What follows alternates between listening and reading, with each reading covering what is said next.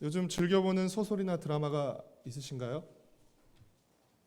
성경을 보시느라 시간이 안 나시죠? 소설과 드라마는 일반적으로 시간의 흐름에 따라서 사건이 진행되면서 스토리가 전개됩니다.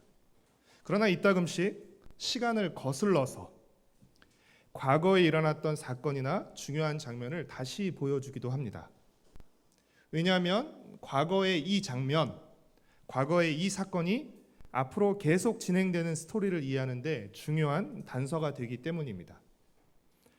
이처럼 현재 상황과 관계 있는 과거의 사건을 삽입해서 작품의 시간적 순서를 뒤바꾸는 기법을 일컬어서 플래시백이라고 합니다. 우리는 영화나 드라마에서 이야기 도중 과거의 사건과 장면이 들어가는 전개 방식에 대해서 그렇게 크게 어려워하지 않습니다. 잘 알고 있고 또 쉽게 이해합니다. 그러면서 성경은 무조건 시간적 순서로만 진행된다고 생각하는 건 아닌가 싶습니다. 드라마는 그렇게 전개된다는 걸 알면서 성경은 무조건 처음부터 시간적인 순서로 계속 진행되고 있다고 생각하는 경향이 있는 것 같습니다. 민수기를 예로 들면 민수기 1장은 인구조사 이야기로 시작합니다. 그리고 오늘 우리가 읽은 민수기 9장은 유월절 준수에 대한 이야기를 하고 있습니다. 그러면 우리는 어떻게 생각하죠? 인구조사를 가장 먼저 하고 그리고 성막을 중심으로 대형을 갖추고 또 각 지파별로 봉헌을 하고 유월절을 지켰다고 생각합니다. 왜냐하면 성경의 스토리는 시간적 순서로 진행되고 그것이 장별로 기록되어 있다고 생각하기 때문입니다. 그러나 성경을 조금만이 아니라 조금 더 꼼꼼히 보면 그렇지 않다는 것을 알게 됩니다. 우리 민수기 1장 1절과 2절 말씀을 같이 읽겠습니다. 민수기 1장 1절과 2절 말씀 같이 읽겠습니다. 시작. 이스라엘 자손이 애굽 땅에서 나온 후 둘째 해 둘째 달 첫째 날에 여호와께서 시내 광야 회막에서 모세에게 말씀하여 이르시되 너희는 이스라엘 자손의 모든 회 중 각 남자의 수를 그들의 종족과 조상의 가문에 따라 그 명수대로 계수할지니. 인구조사가 시작된 시점이 언제죠? 출애굽한 다음에, 그렇죠? 둘째 해 둘째 달 첫째 날. 이해하기 쉽게 출애굽 2년 2월 1일이라고 표현하겠습니다. 출애굽 2년 2월 1일. 그러면 유월절 준수 명령은 언제 내려졌죠? 민수기 9장 1절부터 3절까지 말씀을 같이 읽겠습니다. 민수기 9장 1절부터 3절까지 말씀을 같이 읽겠습니다. 시작. 애굽 땅에서 나온 다음에 첫째 달에 여호와께서 시내 광야에서 모세에게 말씀하여 이르시되 이스라엘 자손에게 유월절을 그 정한 기일에 지키게 하라. 그 정한 기일 곧 이달 14째 날 해질 때에 너희는 그것을 지키되 그 모든 율례와 그 모든 규례대로 지킬지니라. 유월절 준수 명령은 언제 내려지고 있죠? 출애굽한 다음에 첫째 달, 그렇죠? 그리고 14째 날에 유월절을 지키라고 말하고 있죠. 즉 출애굽 2년 1월 14일 날 유월절을 지키는 것입니다. 그렇다면 시간상으로는 인구조사와 유월절 준수 중 어떤 것이 더 앞서죠? 나 몰라 이러시면 안 됩니다. 인구조사와 유월절 준수 중에 1장에 나오는 인구조사보다 9장에 나오는 유월절 준수가 약 보름 정도 앞서서 일어나게 됩니다. 이처럼 시간적 순서를 바꿔서 먼저 일어난 유월절 준수를 나중에 배치한 것은 실수일까요? 아니면 의도한 것일까요? 근데 지금까지 그렇게 한 번도 보신 적이 없으시죠? 그렇죠? 어떤 의도를 가지고 일부러 먼저 일어난 사건을 유월절 준수를 나중에 배치하고 있는데 그렇다면 그 의도는 무엇일까요? 과연 민수기 1장 1절부터 10장 10절까지는 신의 산 및 신의 광야라고도 표현하고 있는데요. 신의 광야에서 이제 앞으로 광야 행진을 준비하는 내용이 기록되어 있습니다. 민수기 1장 1절부터 10장 10절까지. 그리고 9장에 나오는 유월절 준수는 사실상 광야 행진의 가장 마지막 준비에 해당된다고 할 수 있습니다. 광야 행진의 마지막 준비가 유월절 준수라는 것은 무엇을 의미할까요? 이 광야 행진이 첫 번째 유월절 사건의 연속선상에 있다는 것을 우리에게 알려주는 것입니다. 여러분, 유월절 하면 가장 먼저 떠오르는 것은 어떤 것들이에요? 말씀은 하시지만 제 귀에는 들리지 않습니다. 유월절 어린 양, 그렇죠? 피, 문설주, 죽음의 재앙, 이런 것들입니다. 그렇죠? 유월절 사건은 애굽의 10재앙 중, 애굽에 내린 10가지의 재앙 중 마지막 재앙인 사망의 재앙과 관련이 있습니다. 애굽의 10번째 재앙인 죽음의 재앙이 임해서 처음 태어난 모든 아들과 처음 태어난 모든 가축들이 죽을 때 어린 양의 피를 바른, 문설주에 바른 집안만은 이 죽음의 재앙이 그냥 지나갔다, 넘어갔다고 해서 유월절이라고 부르는 것입니다. 그래서 영어로는 패스오버라고도 부르는 것이죠. 표현하고 있죠. 이 유월절 사건은 성경에서 이 5손가락에 꼽힐 만큼 중요한 사건입니다. 왜냐하면 이 유월절 사건은 우리가 받은 구원이 어떤 것인지를 가장 잘 보여주고 설명해주는 사건이기 때문입니다. 이스라엘 백성은 이 유월절을 통해서 죽음의 재앙에서 벗어났을 뿐 아니라 바로의 속박에서도 벗어나서 애굽을 떠나게 되었습니다. 이처럼 유월절은 구원과, 죽음의 재앙에서 벗어난 구원과 또 바로의 속박에서 벗어나 애굽을 떠나는 새로운 시작을 의미합니다. 그래서 하나님은 출애굽기 12장 2절에서 이 유월절이 있는 달을 아예 그 해에 그 1년의 첫 달로 삼으라라고 말합니다. 쉽게 얘기하면 달력을 바꾸라는 것이에요. 유월절이 있는 달을 1월로 삼아라라고 말하는 것이죠. 그러면 지금으로 말하면 유월절이 있는 달이 1월이 되는 것이고 유월절은 1월 14일이 되는 셈입니다. 이스라엘 백성은 애굽에서 첫 번째 유월절을 지키고 애굽을 떠났습니다. 그리고 지금 시내산 아래 와 있는 것이고 이제 광야 행진을 앞두고 두 번째 유월절을 지키는 것입니다. 애굽에서의 첫 번째 유월절이나 지금 시내산 아래에서 지키는 두 번째 유월절이나 지켜야 하는 규례 자체에는 아무런 변함이 없습니다. 똑같이 규례를 지켜야 됩니다. 그러나 한 가지 다른 점이 있습니다. 그것은 무엇이죠? 9절부터 11절까지 말씀을 같이 읽겠습니다. 시작.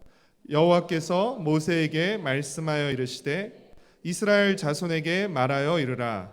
너희나 너희 후손 중에 시체로 말미암아 부정하게 되든지 먼 여행 중에 있다 할지라도 다 여호와 앞에 마땅히 유월절을 지키되 둘째 달 14째 날 해질 때에 그것을 지켜서 어린 양의 무교병과 쓴 나무를 먹을 것이요. 원래 유월절은 1월 14일이었습니다. 그렇죠? 그러나 사람의 시체를 만져서 부정하게 되거나 아니면 1월 14일 날 유월절을 지키지 못했던 사람들을 위해서 한 달 뒤에 한 번 더 유월절을 지킬 수 있는 기회를 주셨다는 것입니다. 이것은 두 번째 유월절 때 주어진 특별한 차이점입니다.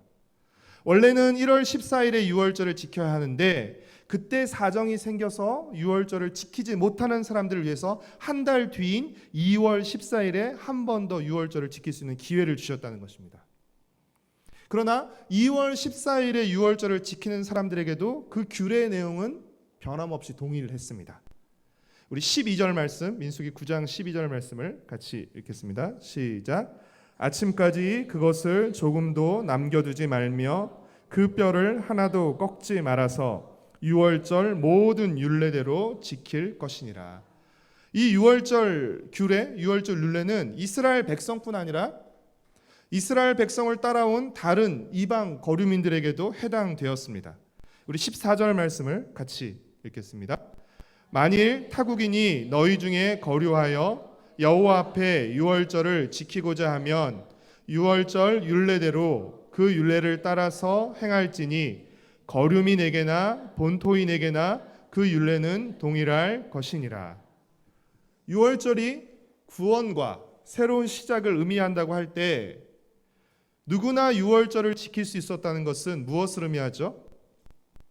하나님의 백성이 되는 것, 이것은 아브라함의 자손과 유대인이라는 출신과 혈통에 달린 것이 아니라 믿음에서 나오는 헌신과 순종에 달려 있다는 것을 우리에게 보여주는 것입니다. 앞서도 말씀드렸지만 출애굽 사건은 구약뿐 아니라 성경 전체에서 가장 대표적인 구원 사건입니다. 그리고 그 출애굽 사건의 핵심이 뭐죠? 바로 유월절입니다. 출애굽 사건 자체가 성경의 가장 대표적인 사건인데 성경의 가장 대표적인 사건인 출애굽 사건의 핵심이 바로 유월절 사건입니다. 한마디로 이스라엘에게 유월절은 구원과 해방의 시작을 의미합니다. 이스라엘은 유월절과 함께 애굽에서 떠났습니다. 애굽 왕 바로의 속박에서 벗어나서 애굽을 떠났다는 것은 놀랍고 엄청난 일이지만 애굽을 떠난다고 모든 게 끝나는 것은 결코 아니었습니다. 사실상 우리가 출애굽기라고 부르는 이 두 번째 책의 제목도 출애굽기지만 사실은 출애굽과 관련된 내용보다 그 이후의 내용이 훨씬 더 많이 기록되어 있습니다. 정말 출애굽기라면 출애굽하고 끝이어야 되는 거죠. 그렇죠? 그러나 출애굽과 관련된 내용보다 그 이후의 내용이 훨씬 더 많이 있습니다. 자, 이제 애굽을 떠나게 된 이스라엘 백성은 이제 어디를 향해 가게 되죠? 애굽에서 살았던 이스라엘 백성이 이제 애굽을 떠나게 되었습니다. 이제 이들은 어디를 향해 가게 됩니까? 하나님이 약속하신 가나안 땅을 향하게 됩니다. 그런데 여러분, 애굽을 떠나서 가나안 땅으로 향하는 여정에 뭐가 있죠? 광야가 있습니다. 애굽을 떠나서 가나안으로 가는 여정에 광야가 있습니다. 여러분, 광야는 길을 잘못 들어서 재수없게 빠지는 곳이 아닙니다. 광야는 잘못 때문에 벌 받아서 가는 곳이 아닙니다. 광야는 하나님의 은혜로 애굽을 떠나 구원의 길에 접어든 하나님의 백성이 가나안 땅이라는 구원의 완성을 향해 나아가는 여정 속에서 반드시 통과해야 하는 필수 코스인 것입니다.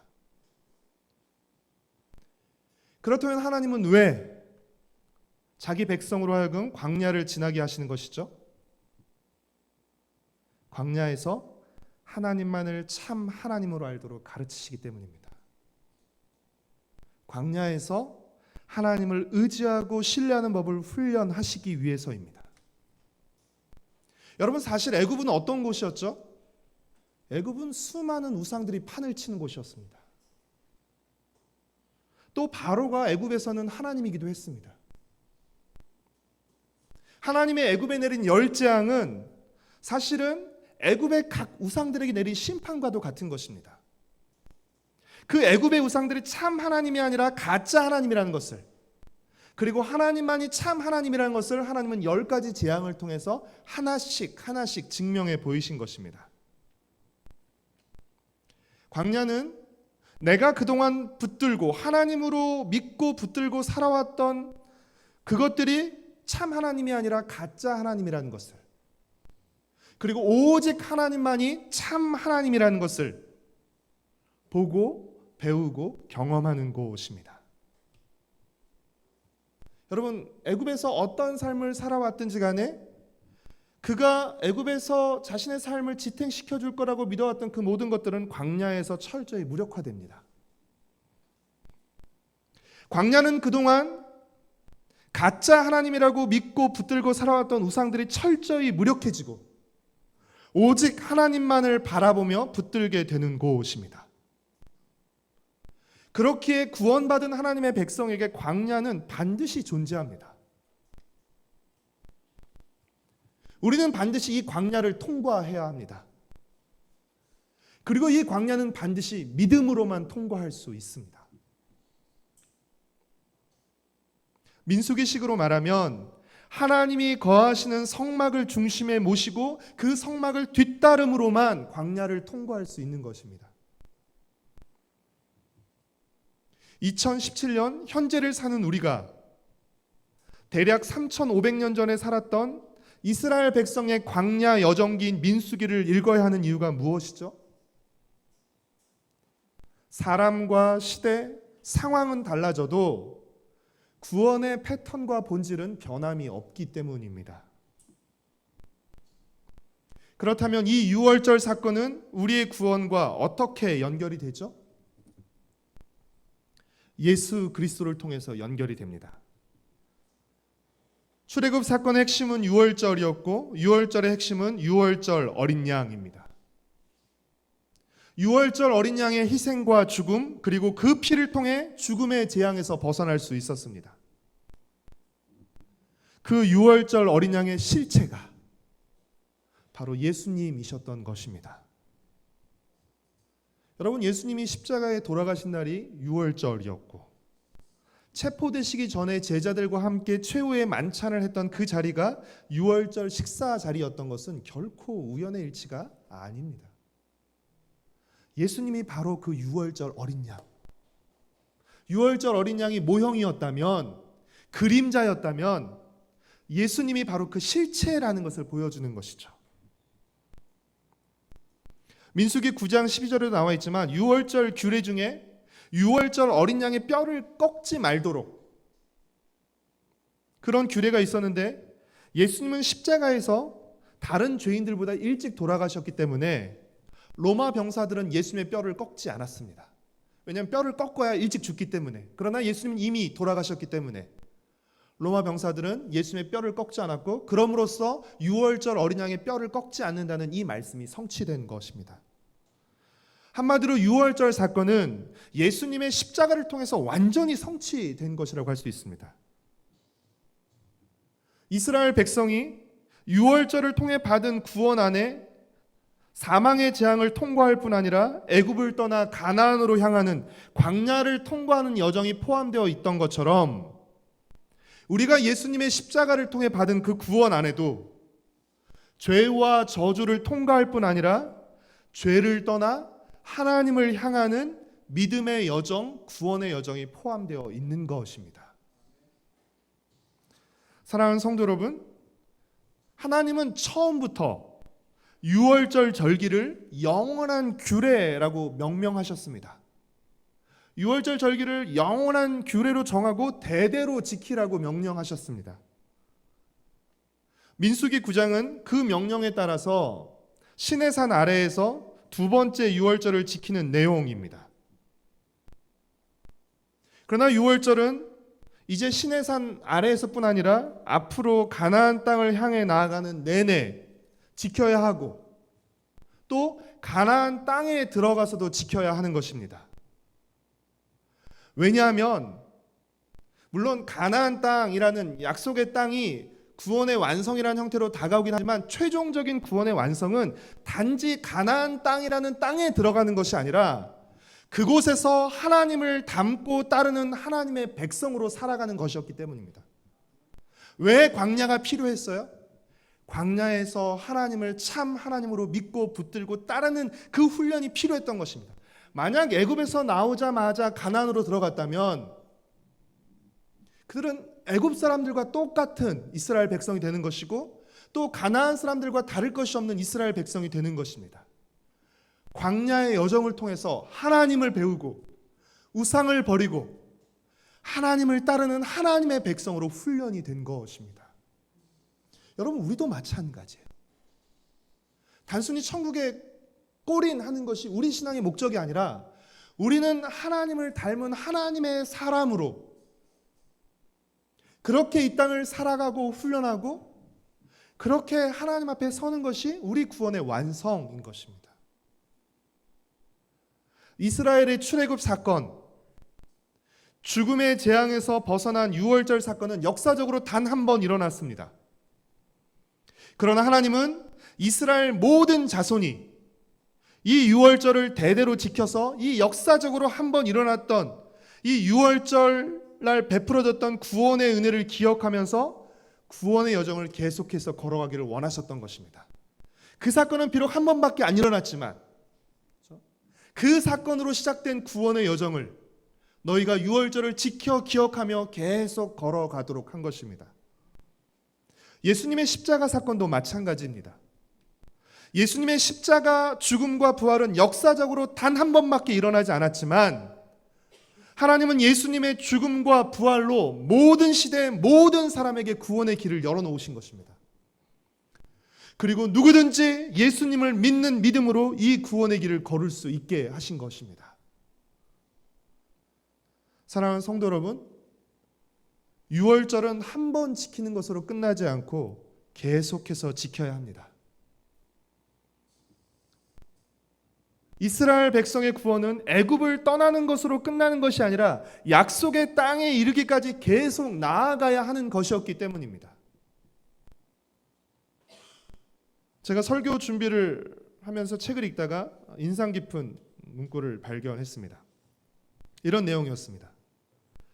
이집트로부터 백성을 건져내는 일은 가능할지 모르나 백성으로부터 이집트를 제거하는 일은 보다 더 어려웠다. 무슨 말인지 이해하시나요?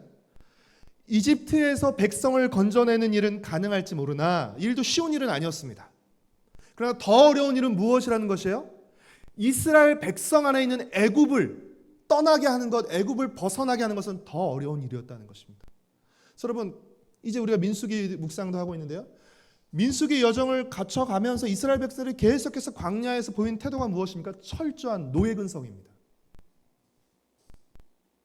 자유 다 필요 없고 약속의 땅 다 필요 없고 고기만 잘 먹여주면 된다는 것이. 애굽에서는 고기라도 먹었는데, 애굽에서는 밥 걱정은 안 하고 살았는데 광야를 나와서 다 죽게 되었다는 것입니다.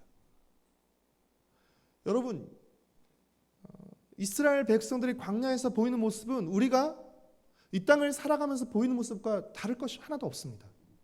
사실은 우리가 예수님을 믿고 하나님 앞에 서기까지의 우리의 모든 일생이 사실은 광야의 여정이라고 할 수 있습니다.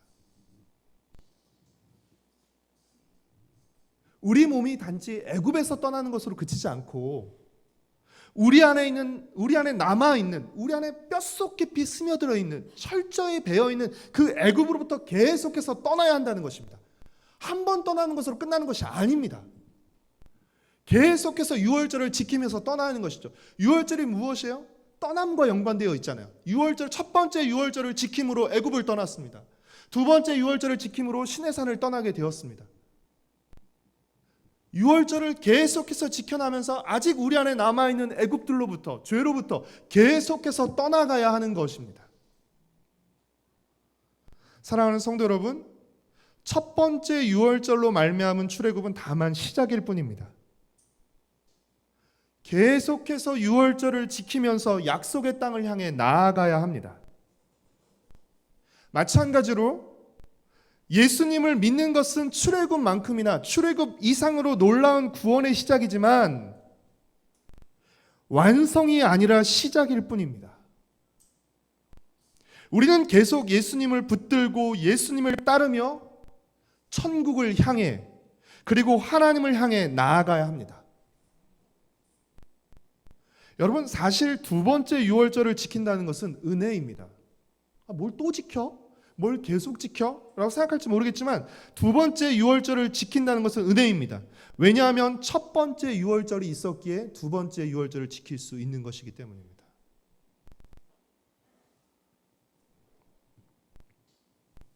우리가 구원의 길을 가는 것 자체가 은혜입니다. 왜냐하면 이 구원의 길은 우리 힘으로 도저히 들어올 수 없는 길이었기 때문입니다. 우리가 어쩌다가 이 길 안에 들어와 있는 것입니까? 어쩌다가 우리가 교회 안에 들어와 있는 것입니까? 하나님의 은혜가 있었기에 가능한 것이죠. 우리는 십자가에 달리신 예수 그리스도를 날마다 기억해야 합니다. 그러면서 우리 안의 애굽, 우리 안의 정욕과 탐심을 십자가에 못 박아야 합니다. 여러분, 십자가에 달리신 예수님만 기억하는 것이 아니라 그분을 기억하면서 동시에 내 안에 있는 정욕과 탐심, 내 안에 있는 애굽을 그 십자가에 하나씩 못 박아야 하는 것입니다. 갈라디아서 5장 24절은 그리스도 예수의 사람들은 그 육체와 함께 그 정욕과 욕심을 십자가에 못 박았느니라 라고 말하고 있습니다. 그리스도 예수의 사람들은, 그리스도 예수의 사람들은 완전한 사람, 정욕과 욕심이 하나도 안 남아있는 사람이 아닙니다.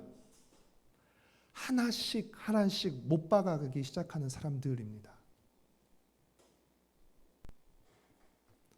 예수님을 믿음의 대상으로 우리가 여기고 믿을 뿐 아니라 예수님을 우리 믿음의 모델로 삼고 따르며 닮아가야 하는 것입니다. 우리는 십자가에서 죽으신 예수님을 믿을 뿐 아니라 그 십자가에 우리의 정욕과 욕심, 우리 안의 애굽과 세상을 못 박아야 하는 것입니다. 얼마 전 묵상했던 갈라디아서 말씀이 자유를 말하는데요. 왜 자유할 수 있는 것입니까? 세상을 십자가에 못 박았기 때문입니다. 세상을 십자가에 못 박지 않으면 우리는 결코 자유로울 수 없습니다. 주님이 우리에게 주신 자유는 어떤 자유입니까? 죄 짓는 자유가 아닙니다. 죄를 짓지 않을 수 있는 자유입니다. 하나님을 기쁨과 감사함으로 섬길 수 있는 자유입니다. 여러분, 우리가 만약 벌 받는 게 두려워서 예수님을 믿고 말씀을 따른다면 우리의 순종과 헌신은 극히 제한될 것입니다. 벌 받지 않기 위한 선까지일 것입니다. 그러나 예수님을 진심으로 사랑하고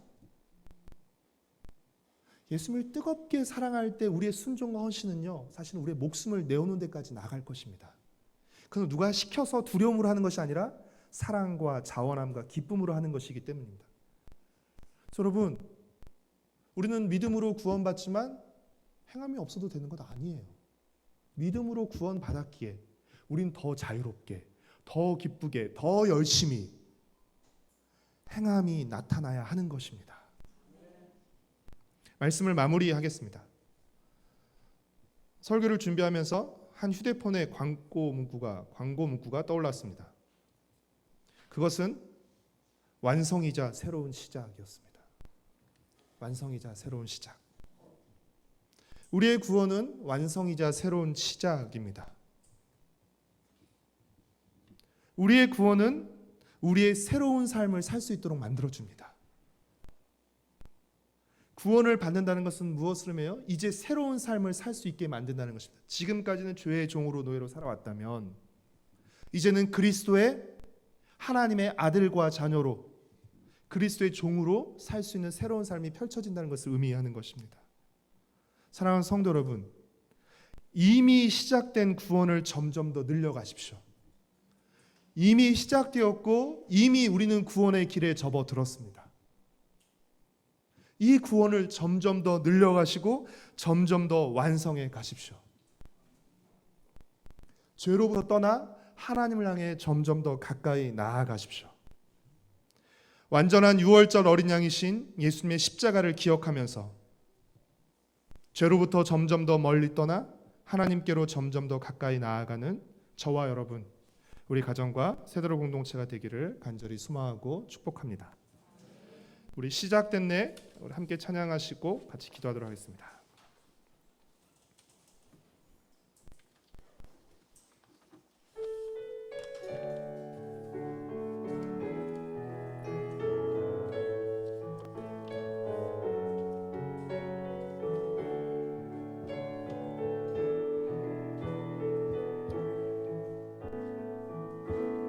시작됐네. 우리 주님의 능력이 나의 삶을 다스리고 새롭게 하네. 자유 안에 죄와 사망으로 나의 삶은 변하고 나의 삶은 변하고 날 충만하네. 은혜로다 주의 은혜 한량없는 주의 은혜 은혜로다 주의 은혜 변함없는 신실하시 주의 한 번 더 시작됐네. 우리 주님의 능력이 나의 삶을 다스리고 새롭게 하네. 자유한 죄와 사망으로부터 나의 삶은 변하고 난 충만하네. 은혜로다. 우리 손 들고 찬양하겠습니다. 은혜로다. 주의 은혜 한량없는 주의 은혜. 은혜로다. 주의 은혜 변함없는 신실하신 은혜로다. 주의 은혜. 은혜로다. 주의 은혜 한량없는 주의 은혜. 은혜로다. 주의 은혜 변함없는 신실하신 주의 은혜. 우리 같이 기도하겠습니다. 우리에게 시작된 하나님의 구원의 은혜를 감사했으면 좋겠습니다. 아직 구원은 완성되지 않았습니다. 그러나 확실한 것은 주께서 우리를 구원하기를 원치 않으셨다면 우리를 이 길로 부르시지 않으셨을 거라는 사실입니다. 주께서 우리를 이 길로 불러놓고 우리를 망하게 내버려두지 않을 거라는 것입니다. 나를 이 구원의 길로 불러주신, 이미 내게서 시작하신 하나님의 구원의 은혜를 시작하고, 주님, 이 은혜가 내 삶 내내 이루어지게 하시고 완성되게 하여 주시옵소서. 우리 함께 같이 기도하겠습니다. 사랑하는 주님,